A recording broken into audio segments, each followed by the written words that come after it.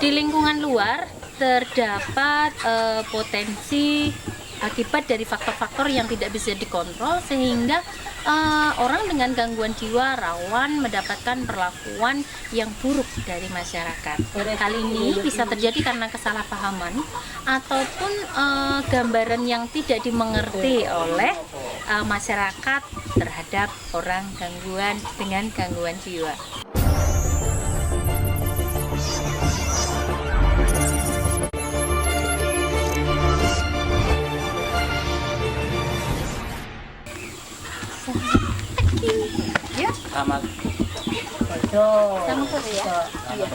Selamat sore semuanya. Assalamualaikum warahmatullahi wabarakatuh. Selamat sore. Salam sejahtera untuk kita semua. Ketemu lagi dengan Siwi. Saya psikolog dari rehabilitasi jiwa Tirta Jiwa di Kabupaten Purworejo, Jawa Tengah, Indonesia. Terima kasih selalu menyertai dan menonton tayangan-tayangan kami. Jangan lupa subscribe dan like ya. Jadi Anda akan mendapatkan banyak manfaat dari channel ini, karena Anda akan memiliki banyak pengetahuan tentang orang dengan gangguan jiwa, tentang rehabilitasi gangguan jiwa, dan tentu saja bagaimana kita turut bisa mendukung upaya-upaya meningkatkan kesehatan mental di Indonesia ya.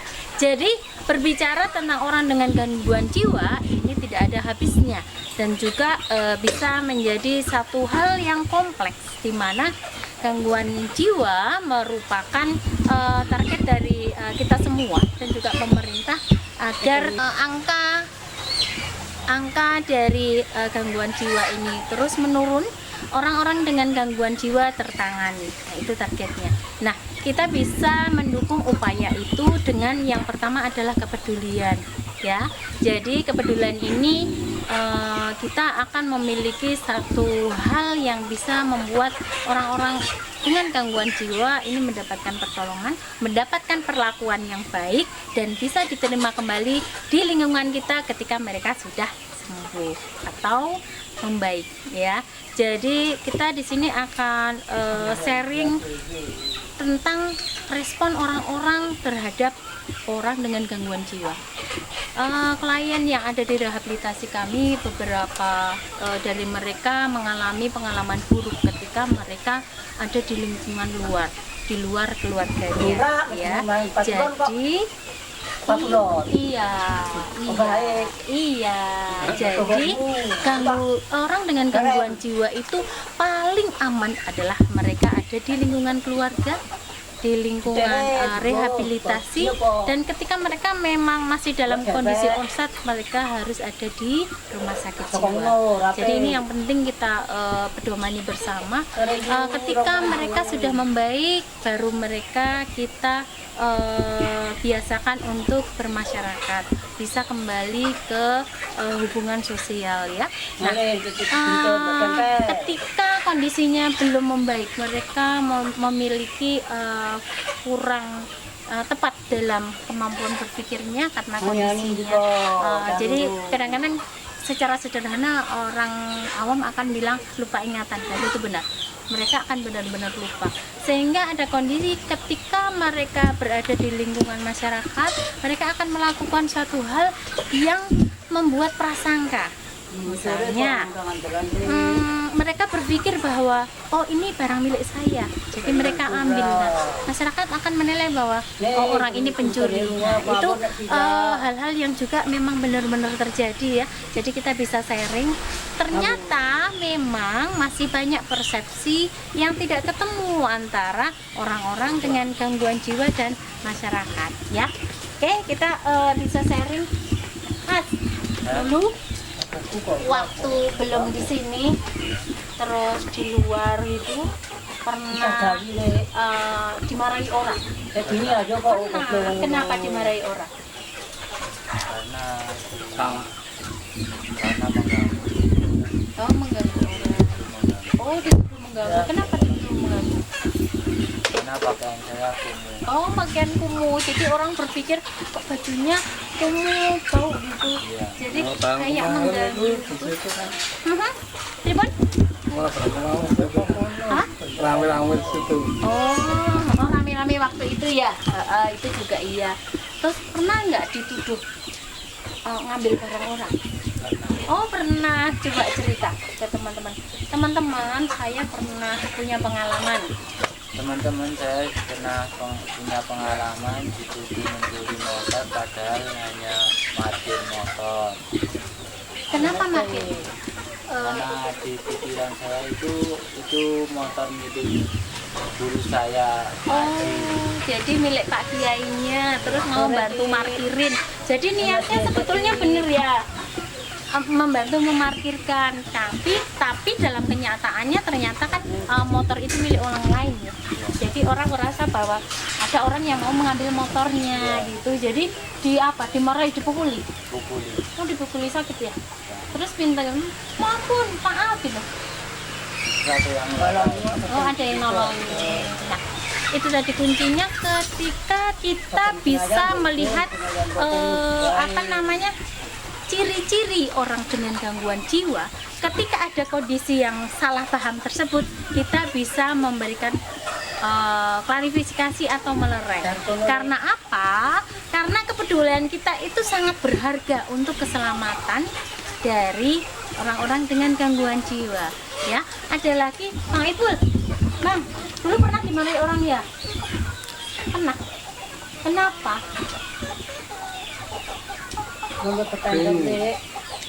Dulu kenapa? Bingung. Oh, bingung. Terus marahi orang gitu. Oh, lupa, nggak tahu salahnya, tapi tiba-tiba diomeli orang, dipukul. Oh enggak, cuma dibentak-bentak. Oh, takut gak dibentak-bentak? Oh, jadi lebih enak di rumah sendiri ya? Di rumah sendiri itu keluarga ngertiin ya, terus baik, bebas gitu ya. Jadi katanya karena apa? Belanja uang udah dikasih, bilangnya belum. Oh, tapi sudah ngasih bener? Udah, uang kan disembunyikan sama dia. Terus tahu-tahu mana katanya uang, tahu-tahu dia mau pakai pukulnya saya mengingat orang-orang ikut-ikutan Dikeroyok ya? iya Iya, jadi berarti semua orang salah paham. iya Ya itu tadi rawan mendapatkan kekerasan fisik, bahkan di situ kekerasan fisik yang dilakukan bersama-sama. Anda bisa bayangkan orang dengan gangguan jiwa dengan keterbatasan kondisi kognitifnya, bahkan juga mungkin kondisi fisiknya ya. Mungkin mereka tidak makan berhari-hari, mereka kena cuaca siang panas, malam dingin, kondisi fisiknya itu tidak fit, terus mereka mendapatkan perlakuan yang karena salah paham sehingga mereka dikeroyok, mendapatkan kekerasan fisiknya itu sangat ironis ya. Artinya mereka dengan segala keterbatasannya, kitalah orang-orang yang sehat yang harus peduli, kitalah orang yang harus memulai perubahan terhadap hidupnya, membawa mereka ke rumah sakit jiwa terdekat, membawa mereka mungkin ke puskesmas untuk mendapatkan penanganan sementara. Dan kunci dari semua itu adalah kita memahami ciri-ciri dari orang dengan gangguan jiwa ya, dari gesturnya, dari pola bicaranya, dari bagaimana tingkah lakunya. Ketika kita memahami itu, kita akan menyelamatkan orang-orang tersebut dari kesalahpahaman masyarakat. Oke? Makanya di sini penting bahwa banyak orang dari kita perlu belajar, perlu memahami apa itu orang dengan gangguan jiwa, bagaimana penanganannya, dan bagaimana ciri-cirinya, sehingga ketika ada kondisi tersebut kita bisa melakukan hal penting yang bermakna buat mereka. Oke, jadi Bang, sebetulnya apa yang dipinginkan oleh orang-orang itu? Jangan salah paham, terus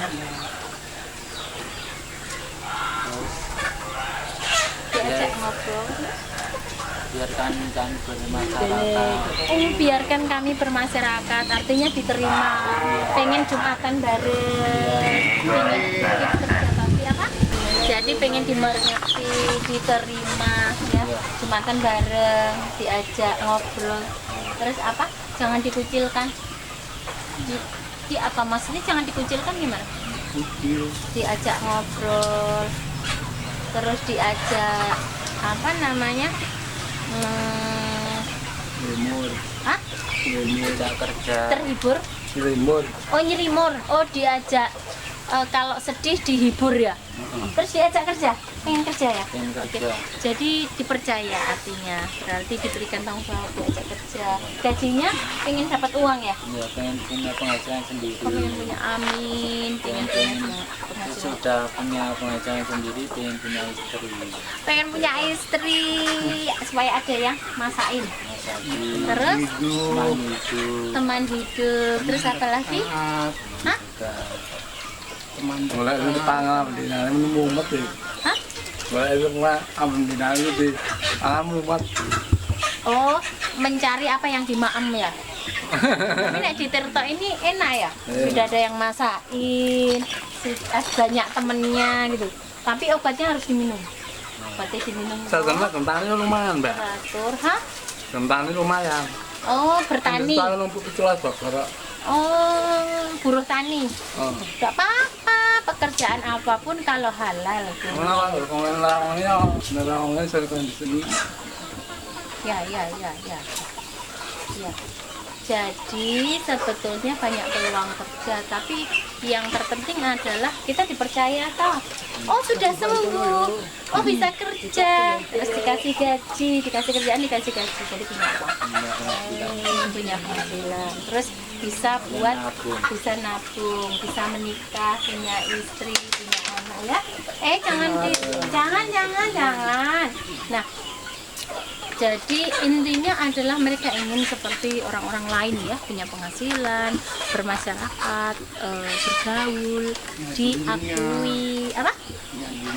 Oh punya dunia, maksudnya? Oh punya dunia kehidupan. Sekarang dia punya dunia kehidupan.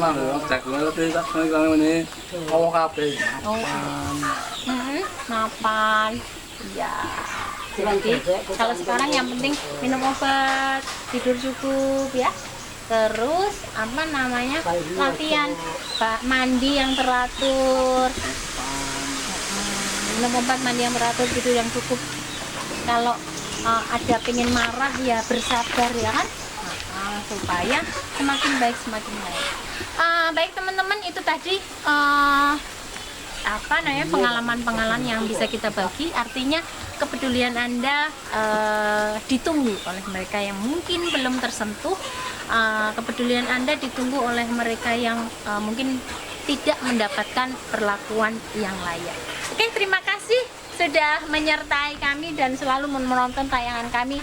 Saya percaya dengan banyak orang yang memahami tentang kesehatan mental, tentang bagaimana ODGJ, orang dengan gangguan jiwa, dan bagaimana itu rehabilitasi jiwa semakin baik bagi mereka menjalani kehidupannya. Terima kasih. Wabillahi taufiq wal hidayah. Wassalamualaikum warahmatullahi wabarakatuh. Sampai jumpa lagi. Mbak Siti. Sampai jumpa. Ayo kasih salam.